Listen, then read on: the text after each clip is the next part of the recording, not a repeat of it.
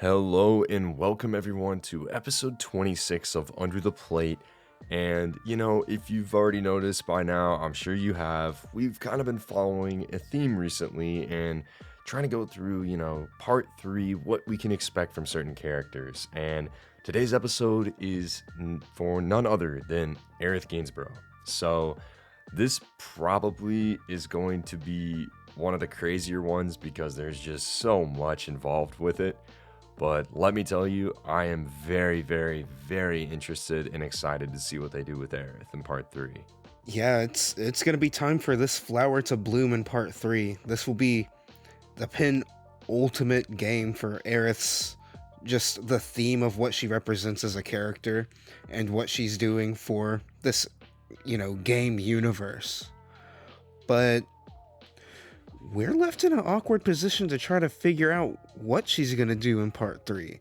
Because, everyone knows what happens in the original game, and Rebirth is over. And, well, we have a video talking about the ending and what that means. Yeah, like basically 17 different world timelines were created, and there's 17 different Aeriths, and there's one with ultimate power. No, but jokes aside, Aerith is dead. Aerith is dead.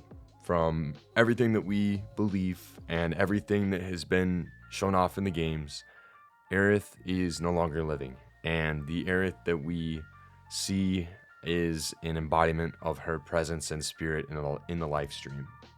So, yeah, it's going to be really interesting because we, at the end of the game, we've talked, again, please, we say this every episode, but, we have talked about so much stuff. The video we did on, Aerith's fate, and then also the video on worlds, those are very, very crucial to kind of understanding why we think what we think, but we're going to operate under the assumption that you've seen those. So, Cloud's mind's also, obviously so messed up, right? It's obviously so messed up at the end of the game, and he believes that he saved Aerith, which is something that did not happen in the original game, but it is something that exemplifies everything in regards to theming of the original game. And I think they're really setting up for this incredible moment that's going to hit 10 times harder when Cloud realizes and breaks down and just has this realization like, oh my gosh, I didn't save her. But before we get to that point, which we'll talk about in this episode, we got to talk about, the first 10 to 15 hours of Final Fantasy VII Remake Part 3, whatever it may be called. And that is going to be where Cloud thinks that Aerith is alive. Or he saved her somewhat, right? Yeah, I'm just wondering how they're gonna implement this. Because they could just, do it like the original and you never just see Aerith again. She's just a topic point. Like, you're just dealing with the cleanup of what she was trying to do and just trying to figure out what the purpose of everything is. But Rebirth kind of gives us a little more to work with. In the original game, the only way you could kind of see Aerith again, beyond just, the very ending when you see her praying, and that's more of like symbolism and other things. You can hop on YouTube right now and look up like the Aerith's Ghost event thing, where you can, and this is a very limited time thing, you can easily miss it, where you just walk into the church and you see Aerith and then she disappears if you walk any further. So, we could just go that route, just legitimately not see any of that somehow, and just it has people worried about Cloud or talking about Aerith in his presence. But I don't think that's the angle we're going. I think we might have, a couple nods to something like that. Because, honestly, I think we could end up just seeing Aerith intermittently interacting with only Cloud when he's in that specific type of headspace, much like how Sephiroth kind of communes with Cloud at points, but Aerith's will be more of a counterbalance, almost think like a Jiminy Cricket conscious type thing, where maybe when certain things happen in the story or Cloud feels a certain way, or he's just really riled up because, this is a broken man we're dealing with now. I think there will be some key or interspersed moments where we just have like maybe even a faint ghostly line from Aerith or something in Cloud's head with her. Yeah, I mean that's what I think too. And honestly, I think you got to think about the idea, in the headspace of like, okay, so if Cloud at the end of the game, right? He's like, you gonna be okay? She's like, it's like a second home, which we know she's referring to the live stream, but does Cloud know that, or does Cloud think that she's referring to the city of the ancients, right? We don't know. So there's something there that he's like, oh okay, and kind of gets on the plane. So I almost think, and I want to preface this by saying, if Aerith frequently shows up throughout the game, it completely diminishes everything that her death stood for, right? Like everything that was building up to that, and the impactfulness of it is worthless if she shows up all the time. So I think that what we're gonna get personally, I think we're gonna see Cloud, and he's going to just say strange things like, oh, Aerith's praying, Aerith's doing this, Aerith's doing that, occasionally throughout the first 10 hours. That's really going to make the party go like, what's going on with this guy, right? Like, what is he saying? Tifa's already all up, like, what is going on? Like, why did he act like that nothing happened at the temple? And she even like kind of just looks at him and kind of looks down, like she lost one of her best friends, and now, like, the person who's supposed to be there to support her is acting crazy, right? And that's the same thing with all of the party members. Barrett says the same thing. It's like, you're gonna see a Cloud that says strange things, I think, and ultimately, maybe he gets a glitch whenever someone's like, no, Cloud, he doesn't get to hear the word. But I think that obviously, as we've said, that encounter where he gives Sephiroth the black materia and that breakdown he has, I firmly believe, and we'll have a video on this, as I say with everything, we will have a video on this, but I firmly believe that segment is going to be rapidly overhauled to be that the insinuation of that breakdown is Cloud realizing or being told that Aerith is dead and that he didn't save her. Honestly, you're right.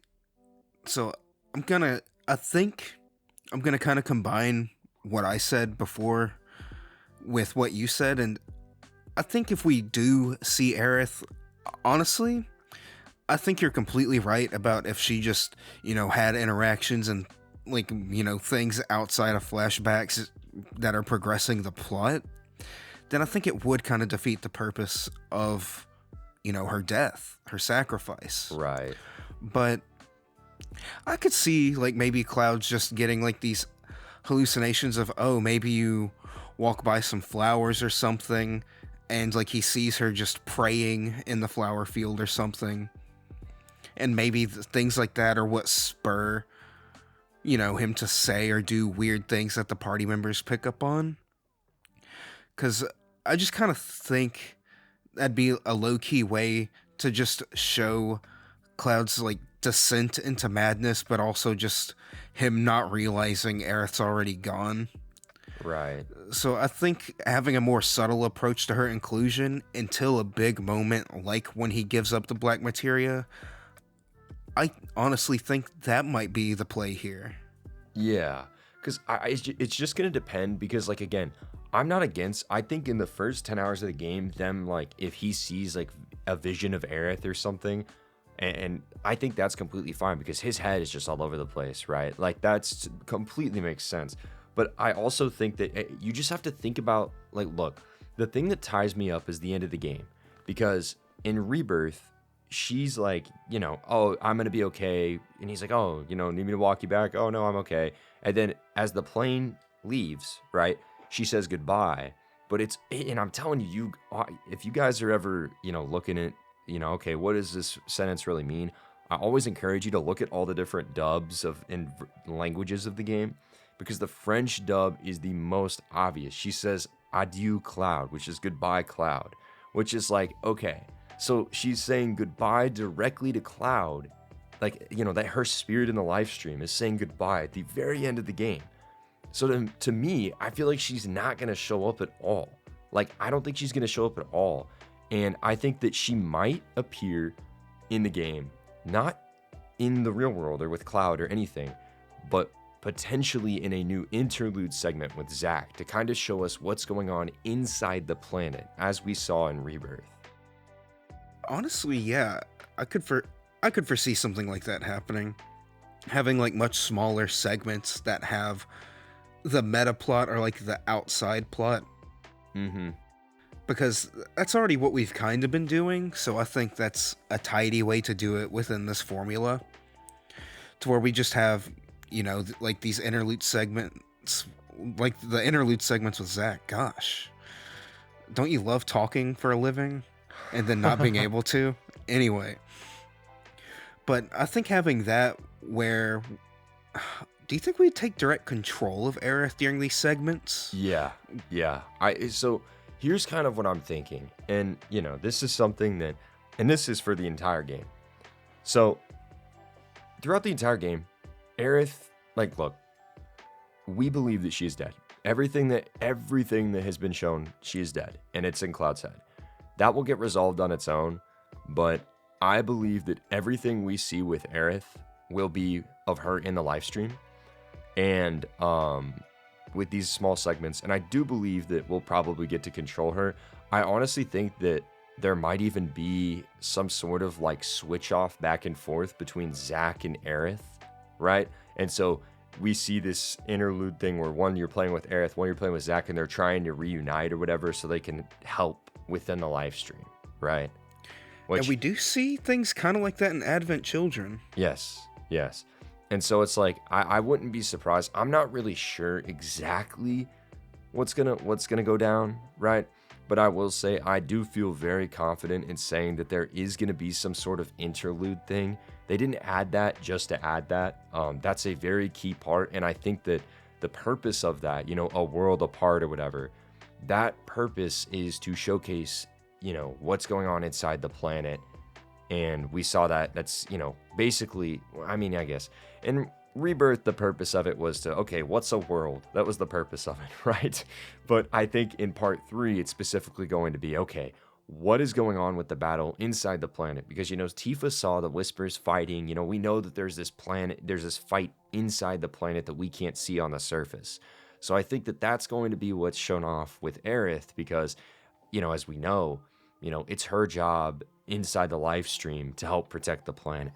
And, at the end of the game, this, we mentioned, we see her again, the symbolism of she helped put, rally the live stream and the planet to, push off the meteor, save the world. I feel like that this interlude or whatever they call it, this is going to help us kind of show the steps to that of protecting the planet. And I also think it's good because it gives people who really love Aerith a chance to see her again and know that, like the live stream says, and even like Sephiroth says in a way, right? The homecoming, right? Returning to the planet, that doesn't mean that someone's dead. It just means that they return back to which they were born from. And so I think that that's, it does a good job of exemplifying and showcasing those core themes of Final Fantasy VII while also, not, breaking the story or changing the story, but expanding it, right? Making it wider as we talked about. Honestly, now that you've described it in this fashion, I honestly think this could be plausible. Because we're going to have just like in Rebirth, moments where the main story can take a rest for a second and then we can hit an interlude. Mm-hmm. And I just think looking at this from a developer's perspective, they spent all this time first making Aerith in Remake, giving her this moveset and everything, and then expanding it even further and completely changing her gimmick as well in Rebirth. So I think in part 3, having a few segments where you actually get to play as Aerith is just satisfying as someone who sat here and played all these games. Mm-hmm. Just so that you can have actually every character fully playable in part 3, because otherwise it'd be everyone except Aerith. Right. So I think having these actual gameplay segments, it doesn't have to be a bunch, because we didn't get a million of them every chapter or something with Zack. We had a few throughout the game, and it all culminated at the end. So I think they could follow a similar thing with Aerith, and if she actually like pairs up with Zack. I actually just had another interesting thought. So there's some weirdness going on with Sephiroth. So what if just, and he's also playable in Rebirth during that segment. What if we just saw? You're jumping ahead to a video I was gonna make soon.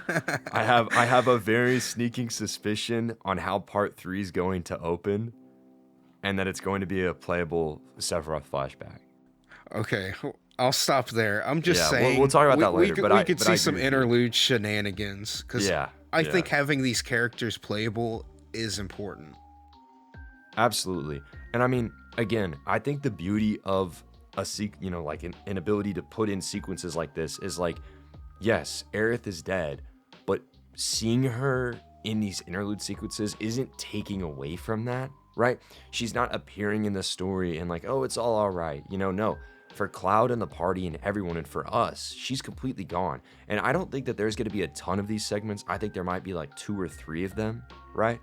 But I think that it's going to allow you to retain the feeling of like, wow, this person's gone. Like, we can't bring her back. We're never going to get to see her, interact with these characters again and, smile and then laugh. But she lives on in the live stream as, in this collective consciousness of the planet, right? So I think that that's something that they really could explore. And I think that, now granted, I think people who really wanted Aerith to live would be somewhat disappointed by it, but I think by the end of the game, you'd be happy with it because it does way more and allows her character to continue on a little bit more so than it was able to in the original game. And, you mentioned Advent Children, right? Mm-hmm. Advent Children, Aerith has a very key hand in that, obviously helping cleanse the world of geostigma, right? And that's something I think, obviously, just the way that she did that, I think that seeing her kind of what went into behind the scenes of her doing that and like, her little brief, little chats with Cloud she has, right? And throughout that movie, that's more what I'm expecting if we do see her talk to Cloud, is moments like that, because that actually makes sense, right? It makes sense. And for Cloud in that moment, to him, it's like, oh, she's alive. She's just talking to me from wherever. But obviously, once he finds out, he'll know that that was her communicating to him through the live stream. And there's a really interesting stuff in On a Way to a Smile, specifically in the live stream black and white chapters, which I feel like we've talked about this a lot. Like, really, really highly recommend reading that collection of short novels because it's great and it really opens a lot in terms of these different characters and what went on between the end of the original game and Advent Children.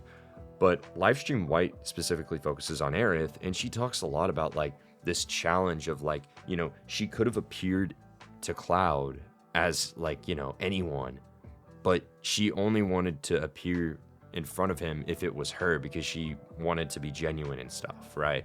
And so I think that kind of commentary might play into the reasoning why we don't see her if she doesn't interact with Cloud, because she doesn't want to interact with him if it's not like the real her, if that makes sense. I'm also wondering if there could be, because with the interlude stuff, she could be like kind of really coming to terms with how to do all these things that she ends up doing being part of the live stream. Right. But I'm also thinking, what if we do have just pretty much complete radio silence from Aerith until Cloud's breakdown, when the hold on his mind is lessened and he can maybe actually talk with Aerith or get some kind of moment with her. That's so maybe like it's just kind of like some weird blockage thing as he sets deep into this like despair. Right. Yeah, I definitely could see that. And I think I think she'll like, maybe we see something of like, yeah, like where she's like trying to protect his mind after all that stuff happens from Sephiroth or whoever, or Genova or whoever. And this is something that people have talked about. I still don't know that I'm like 100% have this firm answer for you or a firm opinion. But a lot of people have thrown around the idea of Aerith showing up in the live stream sequence with Tifa and Cloud. For me right now, I definitely could see her showing up, right? Somewhat. But I don't think that, like, I think that there's people online that expect her to just be, like, basically doing what Tifa's doing. I don't expect that at all.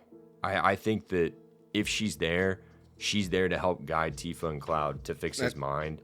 And maybe I would even Zack's change there. that a little and say, I think Aerith would be there just to help Tifa do it. Exactly. Like, I could almost imagine, like, in the Temple of the Ancients in Rebirth, where Aerith can move the stuff around with her staff. Yep. Like, maybe she helps line stuff up to help Tifa navigate Cloud's mind. 100%. Like, because I think she'll be fairly hands-off. And there's also other just quirks with, like, the meta commentary of the remake games that make people say that this is a sequel. Which I'm not gonna dip my toes into that territory, but maybe because there's the whispers and stuff. So I think this could just be like Aerith's way of kind of safeguarding how things should be. It should be like Tifa helping Cloud in this situation. Yeah. I mean, I think that she will have her hand in it somehow. We talked a couple episodes ago about, the whole idea of, like, what if the ultimate weapons attack on Medea was purposeful to make Tifa fall in with Cloud, so because she's the only one who can fix his mind, and maybe that's something that Aerith plays into or something. I don't know, but I think that Aerith will definitely play into it somehow. I just don't expect her to actually. She's not going to replace Tifa's role, is my point. Like, I think Aerith has her own duties to fulfill, and fixing Cloud's mind is not one of them, especially because she's not living. Now, there is potential.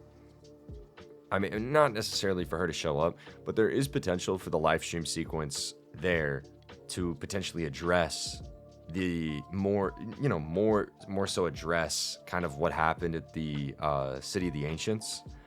Now, granted, I think what's going to happen is we're going to see the real cutscene of what happened and no glitches. We're going to actually hear the voice acting of everything that happened. That's going to get shown off at the crater, right? And that's going to play in Cloud's head. We're going to see what actually happened, and then he's going to break down.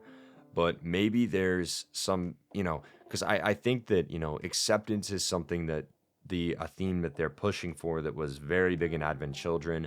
Like, maybe that's something that we start to kind of lay the groundwork for in the live stream as well, right? So, pretty much, the way I'd put it is, Aerith isn't going to take center stage in part 3. She's going to be there to raise everyone else up, is kind of how I'm looking at it. Yeah.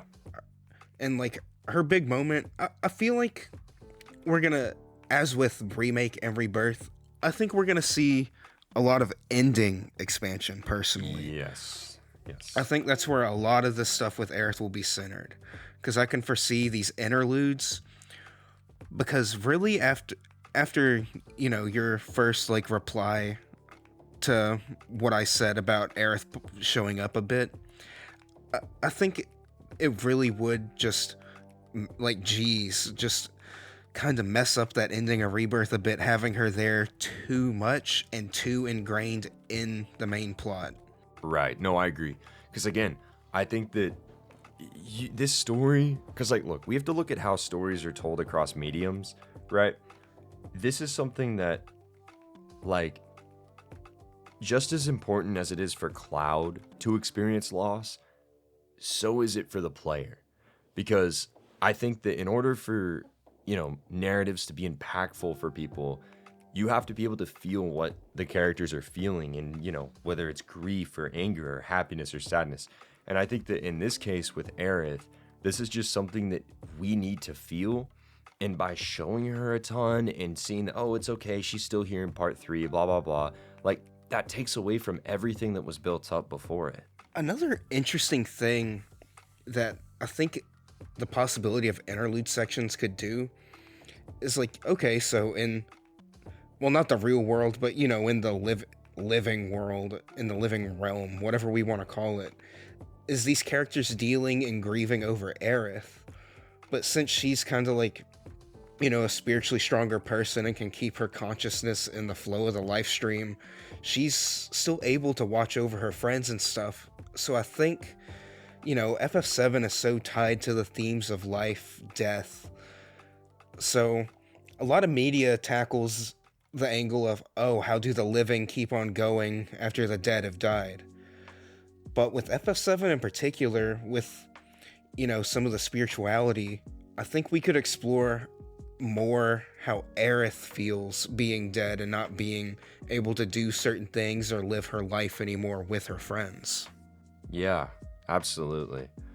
It's going to be something I think that's going to be, bittersweet for people because, like I said, I genuinely, like just bluntly, I do think that there are a lot of people that are expecting her to have this huge playable role in part 3, and I just don't see it. I just don't. Everything, like, you don't make 2/3 of a remake basically, 95% in line with everything, and then just be like, yeah, you know what?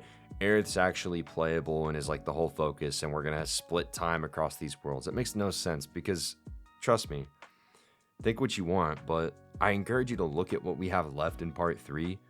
There's 50 hours of story minimum. Like, there's no way that you can tie up all those loose ends and just be like, okay, yeah, there's gonna be like also a 20-hour narrative with Aerith specifically. Like, she's gonna be there, but her loss is gonna be felt, and we're not gonna see her as much as people think. That's really where I'm sitting. I think Aerith's, just like in the original FF7, she's done what she needs to do in that world. Yeah. Like, she's done what she needs to do. And now she's part of the life stream. That's the natural cycle. So, yeah, striking this balance of acceptance is really what's going to sell it. And I think that can only be done if we have the proper dosage of Aerith. I totally agree. I mean, I think that, we talk about what happened in Rebirth. I think about, in her dream world, right?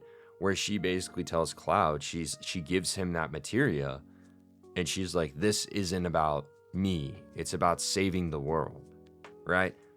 Like, she understands that, her purpose is to save the planet and life. And trust me, like, there are people, and this is just wrong, right? But there's people out there that are like, oh, she wanted to die. Of course she didn't want to die. But she made the noble sacrifice of what she did to protect everyone that she cares about and to protect the entire world. And that's what makes this story special. And I think it greatly takes away from everything and all the emotions that come from that if she were to just appear and it would just be, oh, hunky-dory okay, right? I just don't foresee that, personally. I don't either. And I will say, you talked about the final battle.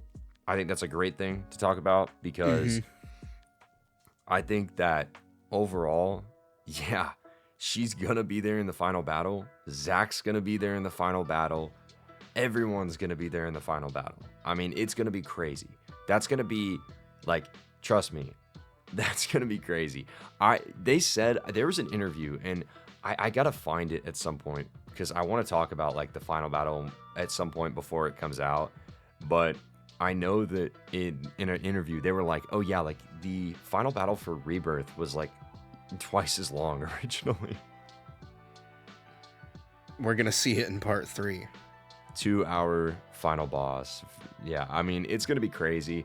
I will say it'll be interesting because I do think that Aerith will show up in some pretty big capacity, obviously there. So same with Zack, but I do think we're actually going to kind of get to see, when the party is in the high wind and, meteors crashing down and the live stream rises up. Like, I think there's a chance we might get to see, kind of like the live stream point of view of that, which will be really cool.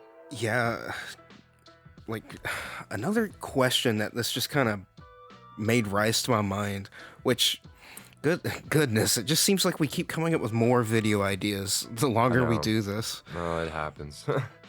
But I'm wondering how, like, just the differences to Aerith in these games, could we be seeing like a slightly extended or different version of the ending? I think so. I think, because, you know, we've talked about it before. Since February, and before February, we've been making videos on this.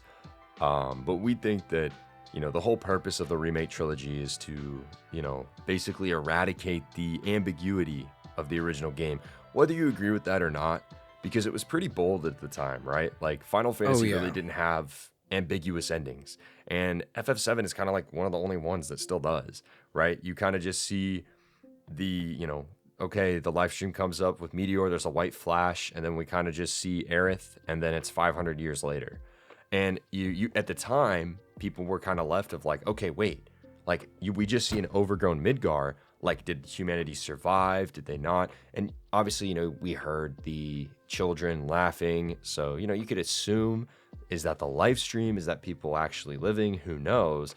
But I think what that ending mostly spoke to is that the planet reclaimed what was stolen from it, right? Which is great. But then obviously, you know, the debate ended pretty quickly when the compilation was announced, because we're like, okay, everyone survived after.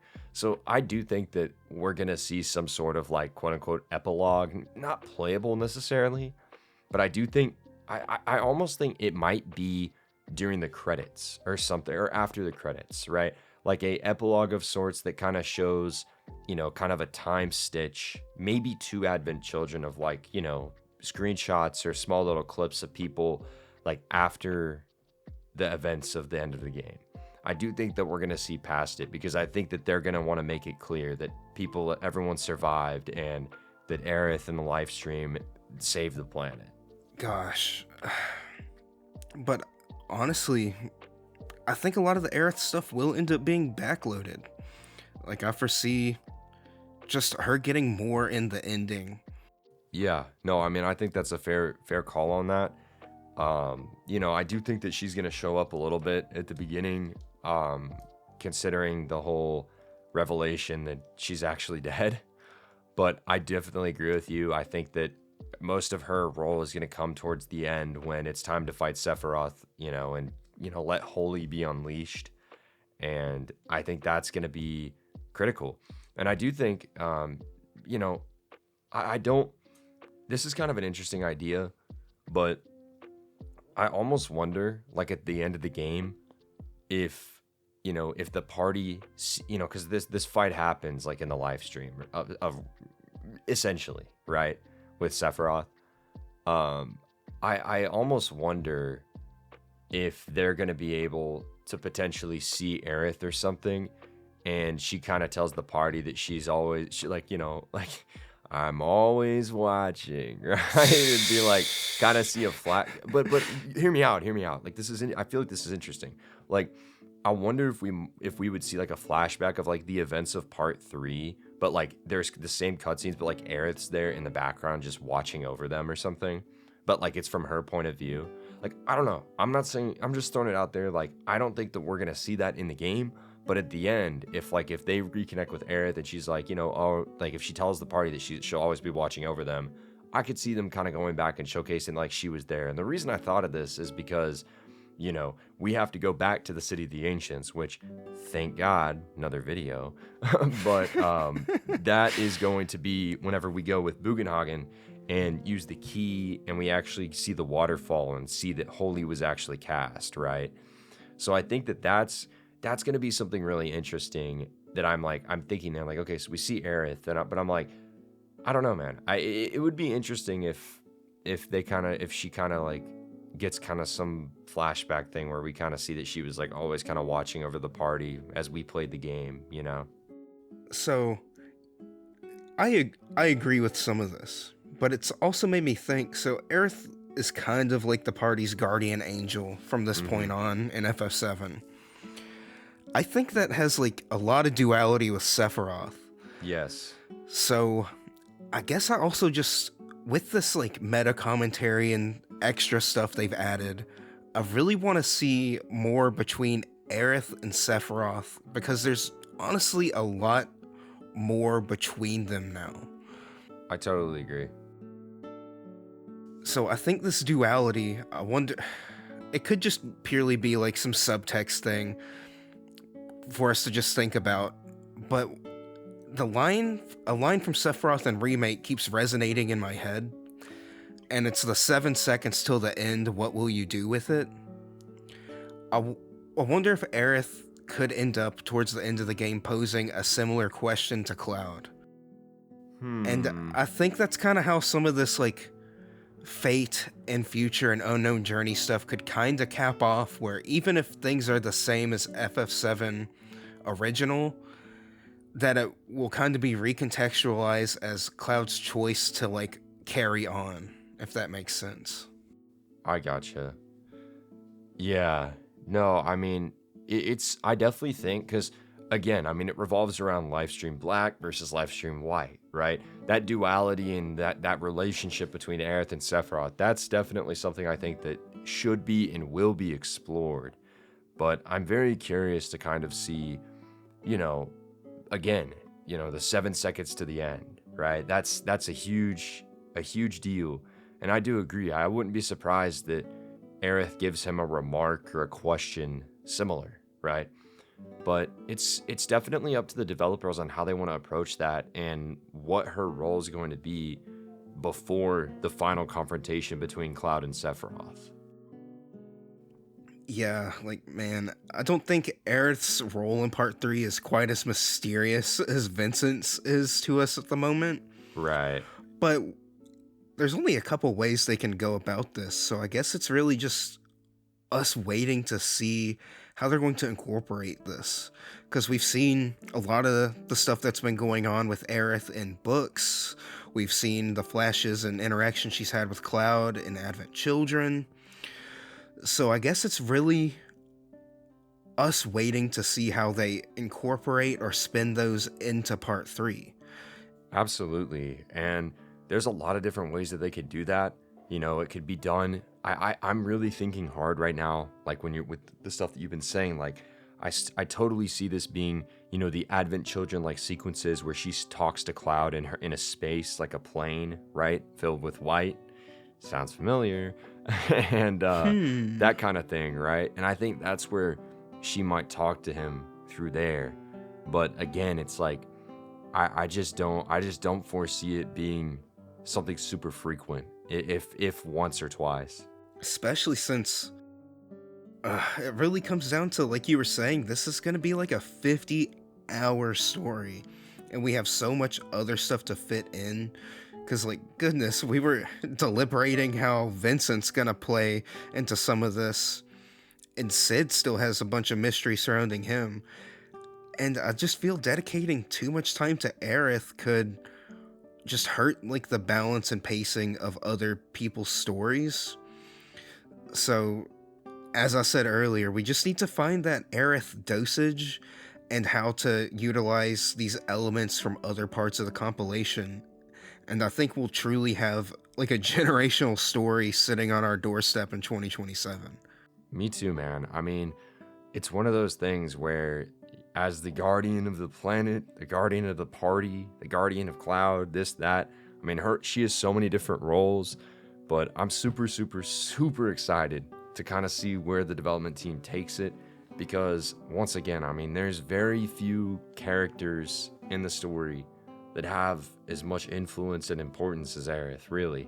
And I mean, I think that's the beauty of it, is like, even though she might not be alive, she still has one of the biggest roles in the entire game. I mean, she's one of the main heroines. I mean, she has an incredibly important role, and the planet will not be saved without her.